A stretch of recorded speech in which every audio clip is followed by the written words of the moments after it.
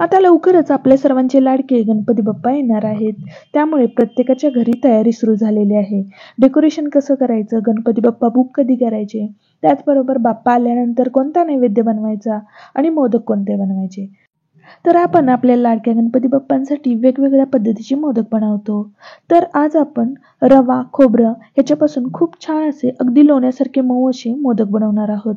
तसेच हे मोदक 8 दिवस टिकतात, खराब होत नाहीत. त्यामुळे घाईगडबडीच्या वेळी तुम्ही प्रसादासाठी हे मोदक आधीच बनवून ठेवू शकता.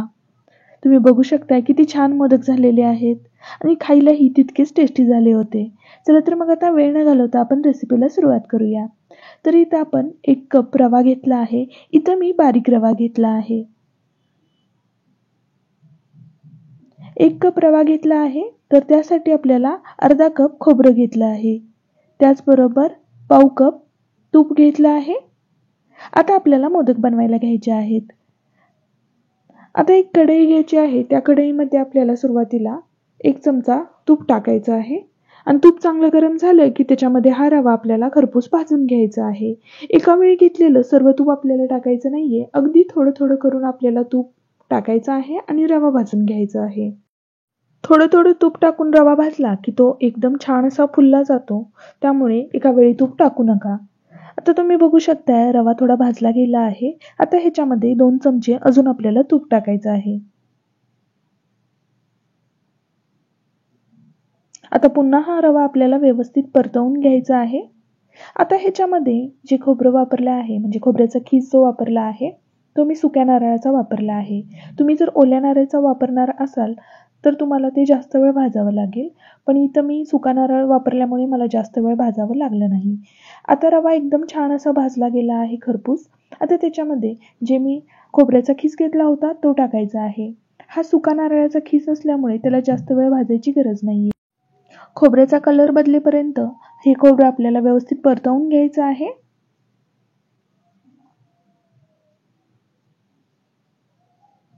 तर अगदी 2 ते 3च मिनिटांमध्ये हे खोबरं एकदम व्यवस्थित असं भाजलं गेलं. पण ओलं खोबरं असलं की हा वेळ जास्त लागू शकतो. आता रवा आणि खोबरं व्यवस्थित भाजलं गेलं आहे. आता आपण पाक बनवून घेऊया. पाऊण कप आपल्याला साखर घ्यायची आहे आणि अर्धा कप पाणी घ्यायचं आहे आणि ह्याचा आपल्याला एकतारी पाक बनवून घ्यायचा आहे. आता साखर पूर्णपणे विरघळली गेली आहे. त्याच्यामध्ये मी वेलची पावडर टाकते आणि त्याचबरोबर 7 ते 8 केसरच्या काड्या टाकत आहे. केसरच्या काड्या टाकल्यामुळे मोदकांना पिवळसर असा कलर येतो. मोदक खूप छान लागतात. तर आता हा पाक बनला गेला आहे. हा पाक आपल्याला जे सारण आपण भाजून घेतलं होतं त्याच्यामध्ये टाकायचं आहे. पाक बनवेपर्यंत कढई मी एका साईडला ठेवली होती. त्यामुळे रवाही थोडा थंड झाला आहे. नाहीतर काय होतं, आपण रवाही एकदम गरम असताना पाक बनवून टाकला तर ते एकदम उडलं जातं. त्यामुळे रवा थोडा थंड करायचा एका साईडला आणि मग त्याच्यामध्ये हा पाक आपल्याला टाकायचा आहे. पाक टाकायच्या वेळी 1 ते 2 मिनिटं आपल्याला गॅस सुरू करायचा आहे. असं केल्यामुळे रव्यामध्ये पाक एकदम छान असा मुरला जातो.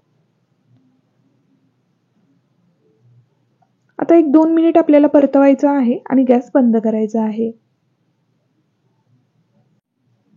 हे मोदक 8 दिवस टिकतात, खराब होत नाहीत. त्यामुळे तुम्ही ज्यावेळी गडबड असेल, आरतीला खूप सारे लोक येणार असतील, त्याच्या आदल्या दिवशी तुम्ही हे मोदक बनवून ठेवू शकता. म्हणजे तुमची दुसऱ्या दिवशी गडबड होणार नाही. तर आता तुम्ही बघू शकताय रवा एकदम छान असा पाकामध्ये मुरला गेला आहे. मी गॅस बंद केला आहे. आता हे सारण आपल्याला प्लेटमध्ये घ्यायचं आहे.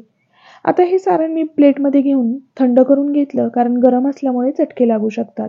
तर आता थंड झाल्यानंतर तुम्ही बघू शकता किती छान असं सारण झालेलं आहे. हातालाही चिकटत नाहीये. एकदम मऊसूत असं लोण्यासारखं सारणाचा गोळा झालेला आहे. आता हे जे आपल्याला मोदक बनवून घ्यायचे आहेत. मोदक बनवताना जो मार्केटमध्ये विकतचा साचा मिळतो तो मी घेतला आहे. अशा पद्धतीचा साचा आहे मध्यम आकाराचा. आता आपल्या ह्याच्यावरती जे बदामाचे, पिस्त्याचे तुम्हाला ज्याची सजावट करायची आहे ते काप घेऊ शकता. इथं मी बदाम आणि पिस्ता घेतला आहे. त्याचे काप अशा पद्धतीने ठेवायचे आहेत आणि जे मोदकाचं सारण आहे ते ह्याच्यावरती ठेवायचं आहे. सारण ठेवल्यानंतर व्यवस्थित असं प्रेस करायचं आहे आणि अलगदपणे मोदक आपल्याला बाहेर काढून घ्यायचं आहे. तुम्ही बघू शकताय किती छान असे मोदक बनून तयार झालेले आहेत. खूप छान मोदक बनून तयार होतात. तुम्ही बघू शकताय किती छान झालेले आहेत मोदक. आता ह्याच पद्धतीने मी दुसराही मोदक बदाम आणि पिस्त्याचे काप ठेवायचे आहेत. वरून सारण अशा पद्धतीने बोटाने प्रेस करून ठेवायचं आहे. साचा बंद करायचा आहे आणि अजून बोटाने अशा प्रकारे प्रेस करून उरलेल्या जागेमध्ये आपल्याला सारण भरायचं आहे. अगदी आरामामध्ये आणि खूप पटकन असे हे मोदक बनले जातात.